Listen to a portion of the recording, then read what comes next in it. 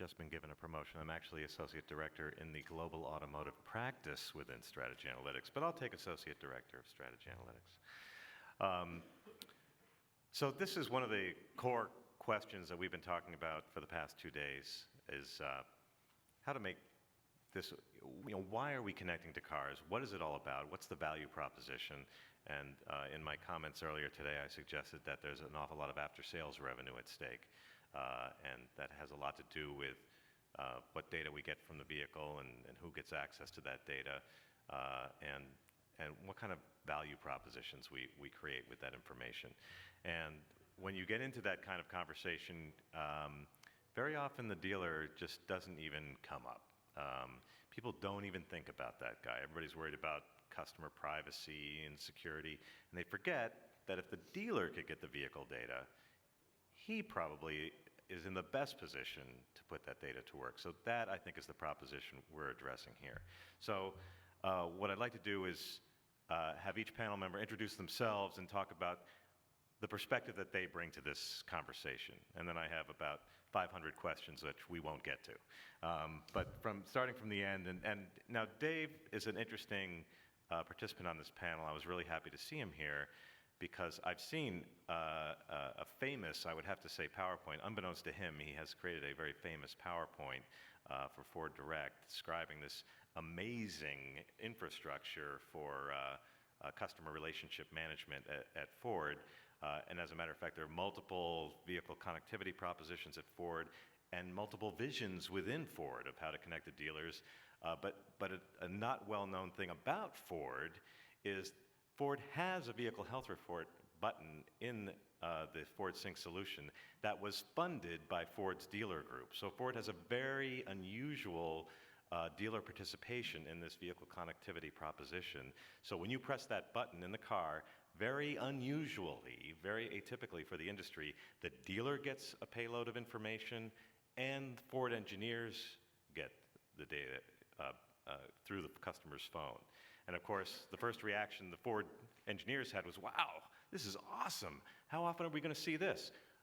Oh, the customer has to press the button before we get that. Oh. That being said, I was talking to Doug Van Degens. People actually push that button quite a bit. But that's not your side of the story. You're Ford Direct. So tell us about Ford Direct and your perspective. So Ford Direct is a joint venture between Ford Motor Company and Ford and Lincoln dealers. It's relatively unique in the space, and what Ford Direct does is it helps dealers understand the automotive digital retail opportunities, given that most customers begin their research online and typically only visit less than 2 dealers before making that purchase decision. So I work within the innovation lab at Ford Direct, and the responsibility the lab has is to identify opportunities within the Internet of Things and the connected car specifically, and say, well, what does a connected car mean to a dealer? How is that going to transform the retail transaction in both, or rather in all stages of the owner life cycle? So Tim, if you could introduce yourself, and what on earth is Covacent, and are you one of these sort of behind-the-scenes kind of organizations that are making it all happen and getting no credit? I mean, what do you bring to this conversation? Hi, I'm Tim Evelvold. I'm the director of the automotive line of business at Covacent.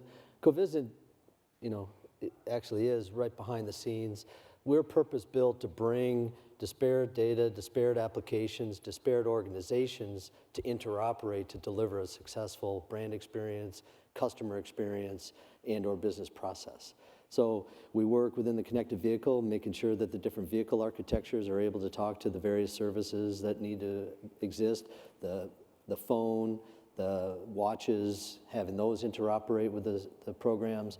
But just as importantly, being able to get that information to and from the dealers to make them part of the conversation so that the brand experience can be consistent across all participation points within the life cycle, both from sales, ownership, and resale, and then each of the participants in the ecosystem, such as dealers and/or third parties, can be successful. So dealers are getting some data, I presume, today? Yeah, and what we're really enabling is changing the paradigm that the dealer is not the enemy and the dealer is not a threat And vice versa, from if you're a dealer, the factory or the OEM is not the enemy, okay? It really is two companies that have to work together. But you're not telling me we've solved that problem. Yes, you've solved the problem. Yeah? You could meet mutually Gary might have another different thought on objectives, that. Okay. okay, when they work together. But I guess what I'm kind of driving at is they may be getting some data, but maybe they're not getting the right data or in the right way. Correct, and that's what we're trying to change that paradigm, right? So the biggest reason that the data flow between the different organizations, there's a business reason and a technical reason. The business reason is really driven around lack of trust, lack of understanding, okay? So by solving that trust and understanding, by providing governance and visibility, now you get greater participation. Then the technical issue happens to be the different data models, the different transport mechanisms, and the different protocols.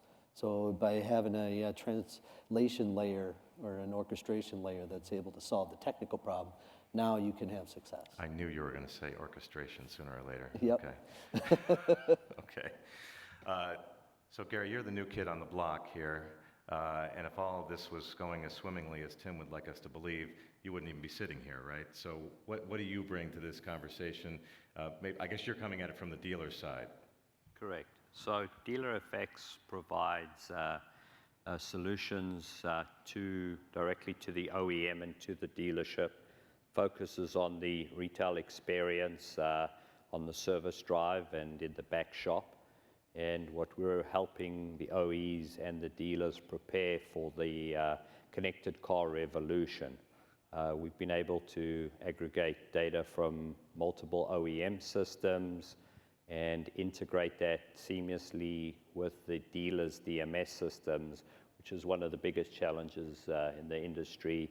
Certainly the DMS providers have, their rules and how they want to operate, but we've been able to successfully tie those two pieces together and provide dealers with a mobile solution that's both customer and brand friendly to help them improve and enhance the customer experience. So Tim is looking at this proposition across different dealer groups. You're looking at it across different dealer groups and different OEMs. Can you maybe share with us who's doing a better job than who out there? Sure. Well, certainly Chrysler has taken the leadership. Oh, now wait a minute. Yep. Okay, go ahead. I'm talking about from the dealer's perspective. Right. What's happening at the dealership? It's interesting because Dealer FX is working with Chrysler among other OEMs, but go ahead. It's interesting because I think the more progressive dealers are looking and understand they need a change. And so how they go about it is not an easy proposition. Like any industry, the dealers are being peppered with solutions, and they're looking for a one-stop solution that's going to help them. I think the fact that you can tie in with an OEM and make that integration, I think is an important piece of the puzzle, and certainly pulling data from the vehicle is now going to become critical to the whole ecosystem. Okay. Well, Scott, what do you bring to this conversation? What's your perspective on making this dealer-OEM relationship work a little better, and maybe a little shot of how the customer feels about it as well? Sure. So I'm from Ubiquity. We're a telematics service provider. We deliver connected vehicle services to the cloud, to the vehicle from the cloud and up and down, and enable all these use cases. This is a huge opportunity. I'm going to kind of not do the commercial necessarily for Ubiquity, but bridge it to a real-life story. I'm a Ford customer, bought a Ford C-Max. The sync button, it's sync 2. It's probably in sync 3, but you were referring to sync 2? Because I have vehicle report. Vehicle health report, is that? All vehicles with sync. It's not necessarily a button. You have to actually. Because I've executed vehicle health report on my car, and I've got sync 2, so I just wanted to clarify that. The interesting thing here was that car, my car, it's actually on our Choreo platform. I've looked up the VIN, I've seen all the data sets, all the calls, and everything, which is kind of interesting, a little geeky, but interesting. Now, one of the reasons I got into that was I had owned the car for a week. and this particular car, it's a plug-in hybrid, very low volume. It's got specialized tires.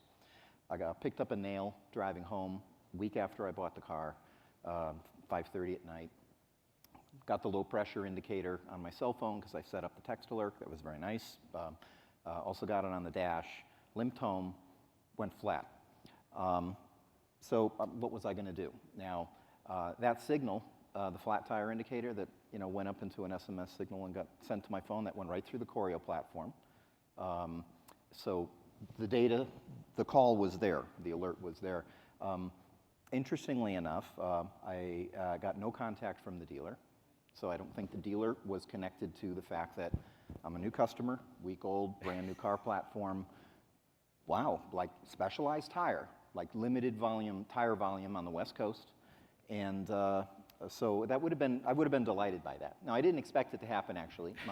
Don't get me started about my BMW, but go ahead. My expectation was, I don't think the dealer knows anything about this, but that, a bit of an insider here. Boy, wouldn't it have been delightful if that dealer called me, or somebody called me that night and said, Mr. Frank, we know you got a flat, we got the tire, and we'd be we'd love to service that for you.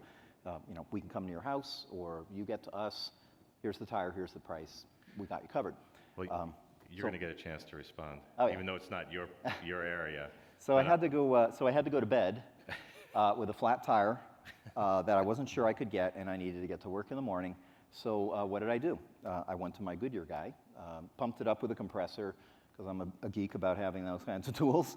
And I went down at 7:30 in the morning, and he was there. And he's like, "Wow, what kind of car is that?" And he was like interested in it.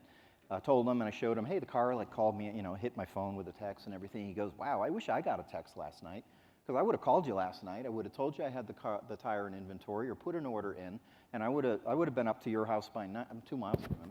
Bought a lot of tires from him. He's like, I would have been up there by 9, put it on for you because I also found out my car doesn't have a jack. He's like, I would take care of you.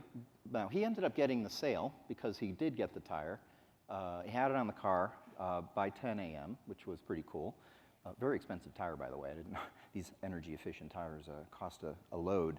And then he said, yeah, I would be really happy about this. So unfortunately, and I like my dealer, but the sale went off ecosystem.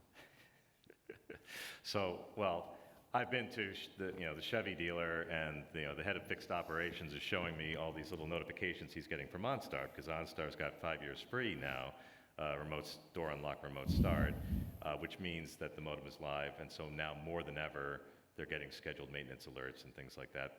Maybe, Tim, you could tell me whether they're getting real-time diagnostic system failures or not. But to the point of what you're describing, he's showing me, the head of fixed operations. I've got all these. They're just coming in. Mm-hmm. They're not going into a system. They're not being automatically scheduled. I know Gary has a comment on this, but I wanted to get your take first, being from Ford, your thought on it, because the perception to the consumer is what Scott's talking about. Like, well, there should have been a notification, or I sent a notification, but it's what happens at the dealership. So, what can you say about that? Well, first, it's assumed it's a new car? Yeah. Okay. It's got 10,000 miles on it. So excellent, and thank you for buying a Ford. I love it. I actually really like the car. Yeah.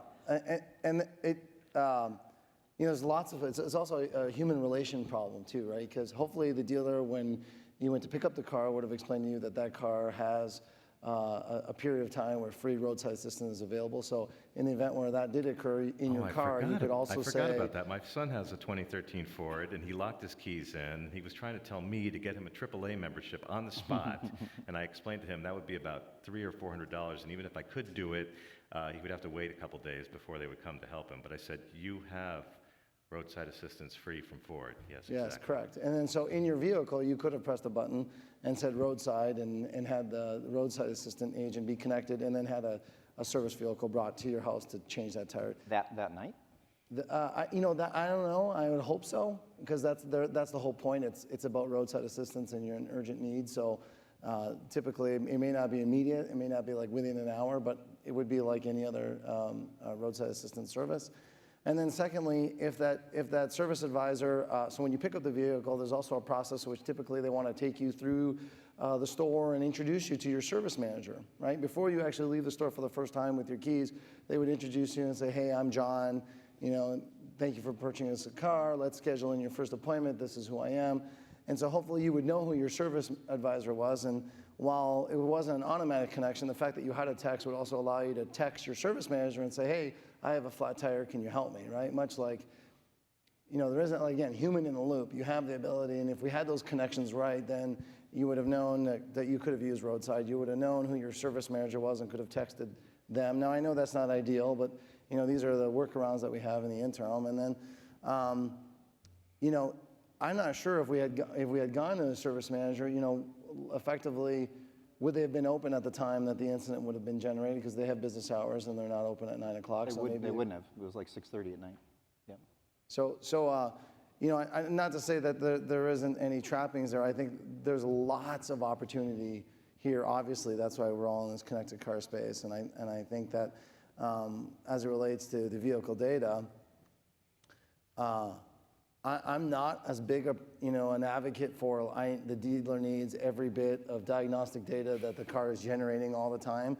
I think what they need to understand is how do they make actually the service interaction frictionless, because today it's not easy. Service scheduling is very challenging. It takes you over an hour to get an oil change. You have to go someplace to get an oil change. So what I would look at as the connected car and really helping dealers is sort of break the paradigm of you need to bring your car to me as a dealer, and I will service the car at my location, and then you come and pick your car. I would much rather have an opportunity in your case to send a service vehicle to you with the tires and the ability to change the vehicle on site in your driveway, lift the car up, put the tires on, drive away, and you're happy, and I've made the sale, right? The ability to do that and do that in a way that allows me to know where the car is, know what the car needs, bring the right parts with me on that visit, and then provide me with temporary access or an authorized agent with temporary access to the vehicle so that they can perform the required the irony service. is, of course, the dealer would be, drooling at an opportunity to, get the car in for something as simple as, fixing the tire. Because I always look at it as they want to get on the lift, look, see if they can find anything else that needs a little attention under there, while they have the car in for the tire repair. Hopefully on a brand new car, that's not going to be the case. I mean, even if they are investigating it. My son's brand new 2013 Ford Focus is getting a brand new engine as we speak. But that being the case, Tim, I have a feeling there's all kinds of thoughts kicking around in your head based on what Scott had to say. Yeah, and I think that Dave's actually, got it. I think in order to do that, you need to be able to get the right information to the right people at the right time, right? And that is possible. We just need to move forward and execute against that. And this may be an uncomfortable question, and Gary might be in a better position to answer this. Dealers sometimes want to do stuff that we don't want them to do, or that we don't think needs to be done. My son was offered by his dealer on his 2011 Impala that came off an enterprise rental program that didn't have OnStar, a transmission flush, and it was like, no. I'm a believer in dealers. I'm right there. I love these guys, but every now and then they still cross the line occasionally, right? Is that why you don't want to give them all the data all the time? Who's the question to? Is the question to me? Yeah. Or is it to Tim? I think Roger, the first part of your question is there's definitely a gap between all the technology and all this exciting stuff in telematics and the connected car and what's happening at the ground at the dealership.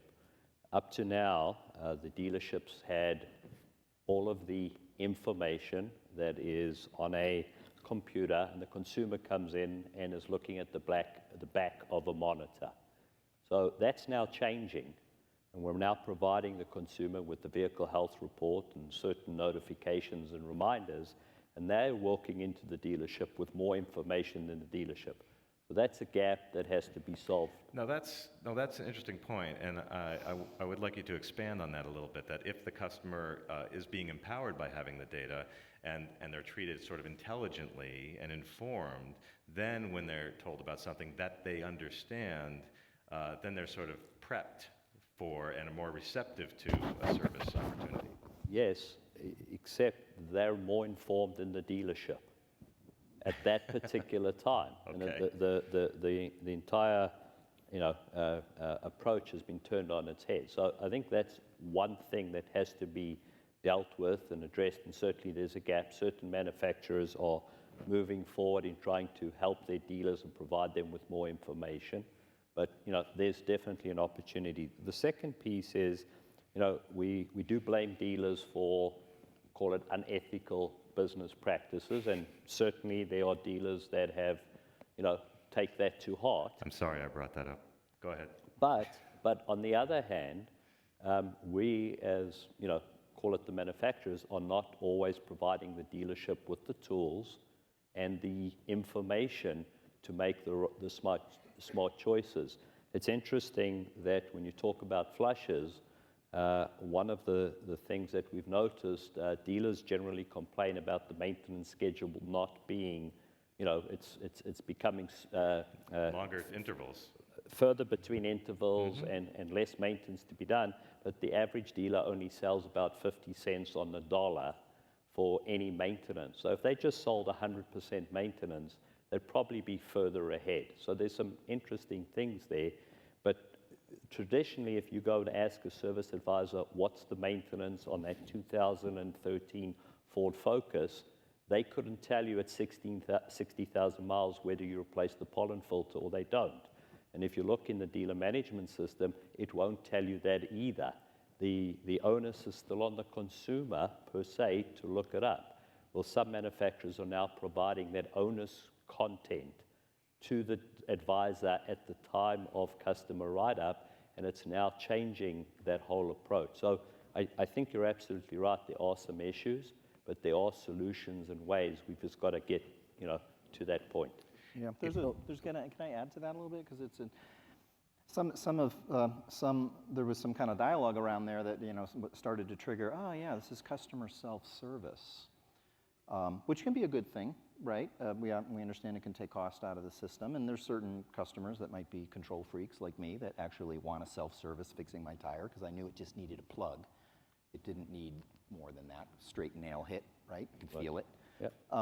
But I thought it was really interesting because clearly the data was in the system. So two things come to mind. One is now we're getting consumers that are using the tools to access the information about their vehicles are getting more informed than the dealer channel. So that's an issue.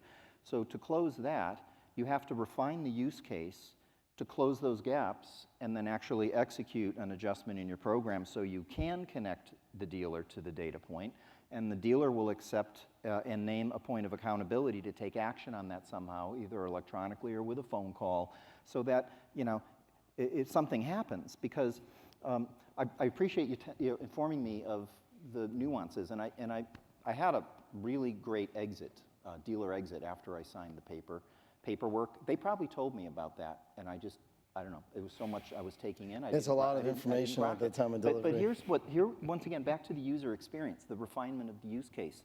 This would have been really great. So, okay, I get the notice on the highway, right? I got a slow leak. One thing, not just your tire is going flat, but you may not be aware, but your vehicle does not have a jack. I can't jack my car on the side of the road like I used to do. It has no jack. The option is an inflator system. So you blow all this gunk in the tire, it fills it with this goopy stuff, and simultaneously you kill the inside of the tire, nobody would work on it, and you blow the valve out, the sensor in the valve. You got to replace the whole valve. So if I had done that, the Goodyear guy wouldn't have touched it. He'd be like, I'm not touching that thing. He goes, well, I'll take it off the rim and throw it away, but I'm not plugging it. That was kind of when I went and investigated it. The second thing, so it would have been nice to know, hey, you don't have a jack. Even better if my wife was driving the car. There is no jack in the car. You have a choice. Inflate. It's under the right rear seat. That's here's the procedure. instead of I have to go to the manual. It's a screen right there. That would have been cool. Or you have a tow option that was a courtesy of Ford. Please call this number and we're there for you. That would have been great because I would have been able to take. I would have been presented with information and I could have self-serviced a decision. Yeah, but Scott, you know what Dave's going to say. They're at working on 6:30 that. at night He's when gonna I say knew they're there wasn't working on anybody that. at the dealer. What's interesting is the topic of it is let's help the dealers, right? But what you're describing is really contextual engine behind the data that it's getting, and that's more of like in what more of the advanced sync technologies is looking at, right? So understanding what's happening in the car and then giving you choice on like, here's how you fix it and here's the contact. I think what's really interesting, is in that ownership life cycle. There are a lot of, we talk very frequently about how to fix the car, right? And a lot of the telematics is, the concept of these connected car telematics is around the aftermarket sales, particularly in service. But the reality is that these cars are very robust and they don't break down. Thank goodness they don't, because who'd want to buy a car that requires a dealer visit every the time when something is going to happen, you're going to have to remember that little conversation you had on the exit from the dealership is probably going to be a year or two after you left that dealership. Yes. Where I think is a really interesting opportunity is really, and I like the Covisint platform, and for the reason of there's an opportunity then to begin to understand how you operate your vehicle, right? So if you start thinking about your car as a part of your portfolio of things that you own, there's an operating cost. There's a personality that it has to it, and the way that you intend to use it might fit your lifestyle. And as you evolve in your family and in your situation, you may need a different configuration. You may need a different kind of product offering. And I think as we started hearing, as the dealers have to start considering ride sharing and competing with ride sharing and competing with other new models of ownership, connected car and that data is so important. Because if I think about a dealership model where you could actually, like other OEMs have programs which allow you to buy one type of car and then have limited access to another type of vehicle for like a weekend or a short period of time. I want to make a key point here with regard to Scott's now famous use case. So you have a vehicle health report, I hit the button. GM has a monthly vehicle health report. So yours is like ad hoc, yours is a regular report. My perception of the GM, well, yours, what am I saying? You used to work for GM, so I'm getting totally confused. The solution that GM has is a monthly report. My perception is it doesn't change very much, and so people stop paying attention to it. So what are we talking about? We're talking about real-time activations and notifications and being there in the moment, which I like to describe as that lowest point of customer satisfaction and highest point of brand defection. When that, it's just like, they better get this right, or this is the last XYZ brand I'm ever buying. So I'm going to go to Gary for a perspective on how we can do a better job in the real-time response to these scenarios, and are we making any progress? Because you're saying customers come in very well informed, et cetera, which I'm a little bit skeptical of, I'd like to believe, because I'm told consumers don't like to go to websites, which is where car companies are just starting to make that data available. These are emailed solutions for getting data.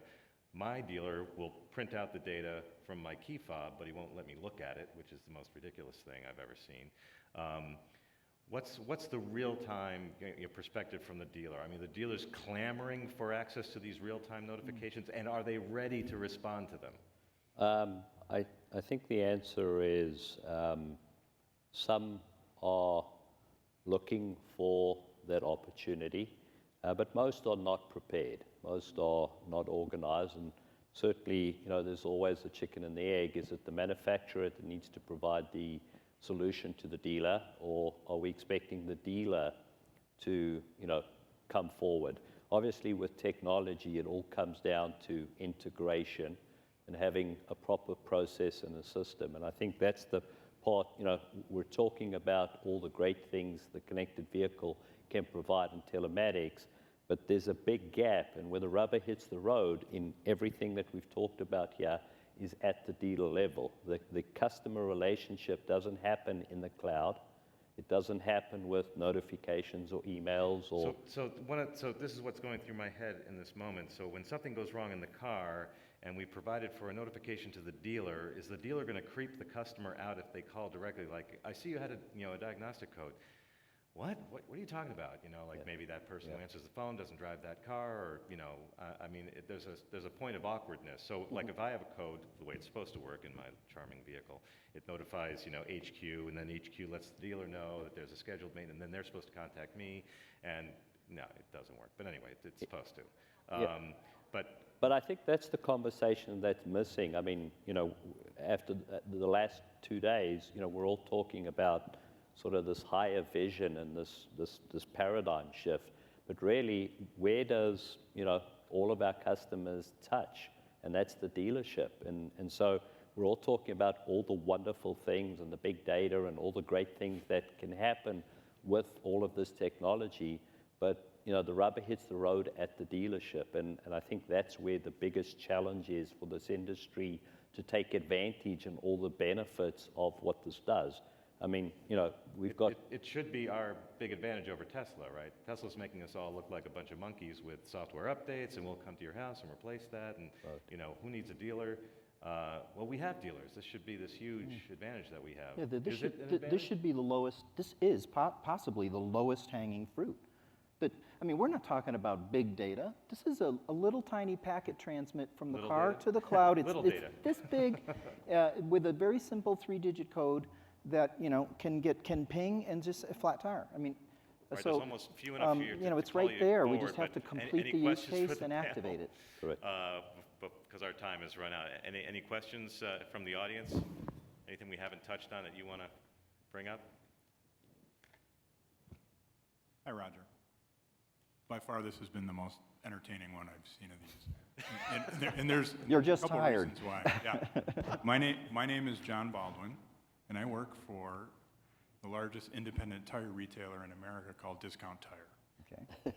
And what's interesting, or in LA, it's America's Tire. And what's interesting to me on this, and I got my start in tires at Ford Motor Company, and I was one of the guys, along with Dave Rowetter, that started making the Goop back in the early 2000s, and I was at Scilab testing it and did a bunch of experiments, so I'm one of the reasons why there's no jack in your car. This to me is like, what the irony that I would be sitting here because I'm an independent, non-affiliated retailer. So if you think dealers aren't being talked about at these meetings, the guys who actually do the vast majority of aftermarket work, and I will tell you for tires, who do the vast majority. It's all about tires. Exactly, but who actually. It's where the wear is. Even new vehicles still get their tires serviced outside of the dealerships. Mm-hmm. Most everything else under warranty, obviously, goes to the dealership. So here's my question. When I hear all this embedded, the head units, we're going to drive people to the dealership, when it's something that's for sale, as an independent outsider of this, who's not in this ecosystem, but yet makes a living off of the ecosystem, I start to get nervous, call my lawyer, right to repair, monopolistic, antitrust.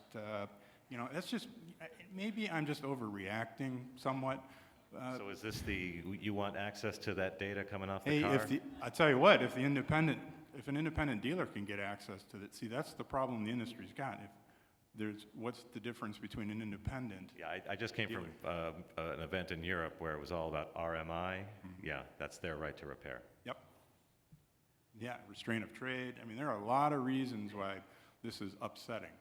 So my question to the panel is, what are we going to do about this?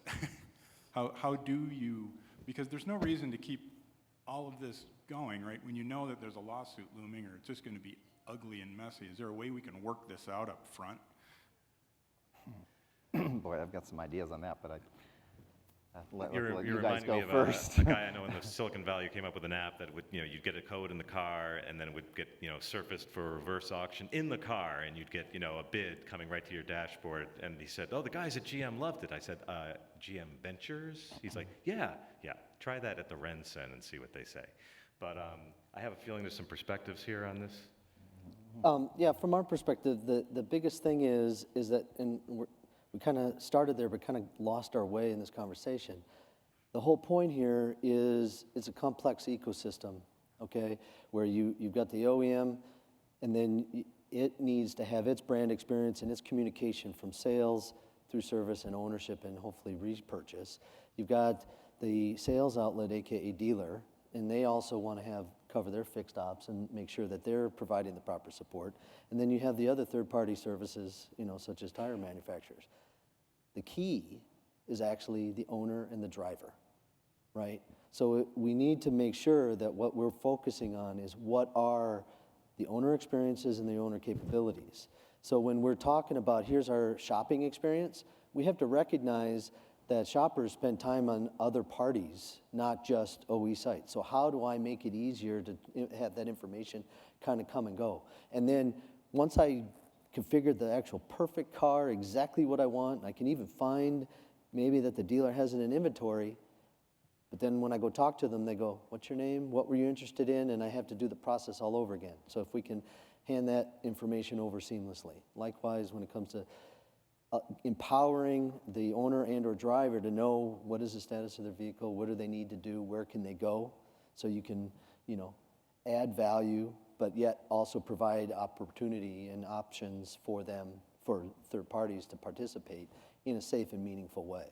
But if we were gonna, or the other option, like Tesla or Apple, is I have a closed walled garden and you control each of the pieces. I don't think that model scales to everything. So I think the fact that we just have to recognize that it's a complex ecosystem, how do we make sure that the driver is empowered to exist in that ecosystem will bring. Gary's got to have a perspective on this. I think it's a great question, and I think everyone's fighting for that information. I don't think that's going to be resolved now or in the next few years, but I think it's probably one of the biggest challenges facing this evolution and the connected vehicle paradigm shift. So I think stay tuned. I guess I would, and I would like to interject, and maybe this is to my own detriment. I should have kept my mouth shut, I got a feeling. Right? But to me, right to repair and right to market are two different things. So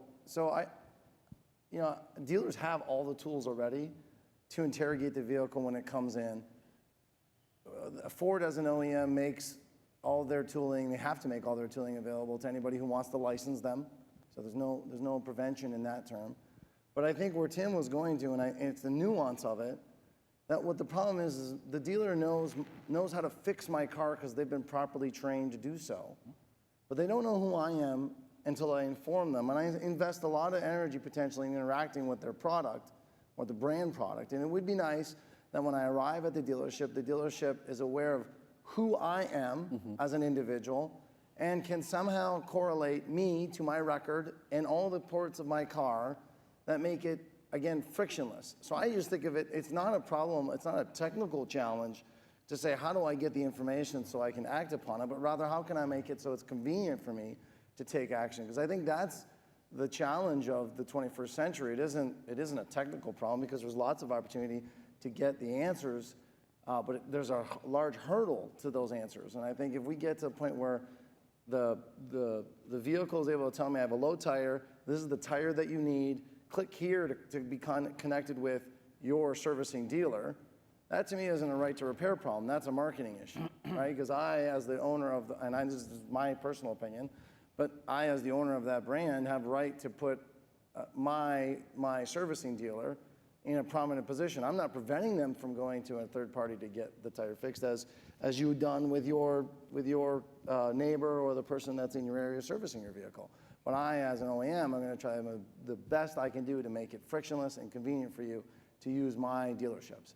And Covisint and products like that help, I think, because they allow the safe, effective communication of the personalized elements of it, like who I am, my name, my number, my contact information, my owner advantage reward points, all the things that are pertinent to that purchase decision, so that when I go to the dealership, they're not like, okay, Mr. DeMaio, what's your phone number? how frustrating it is. Like, come on, guys, I've been here for the last 7 years, and you continue to ask me for my phone number. Don't you have a better way to do that? At least that's my expectation of it. And I think this is, probably one of the easiest things to accomplish at a dealership and likely provide a much better customer experience. I dare say tires are the single greatest point of customer defection for the automotive industry. So it's a very strategic asset on the car.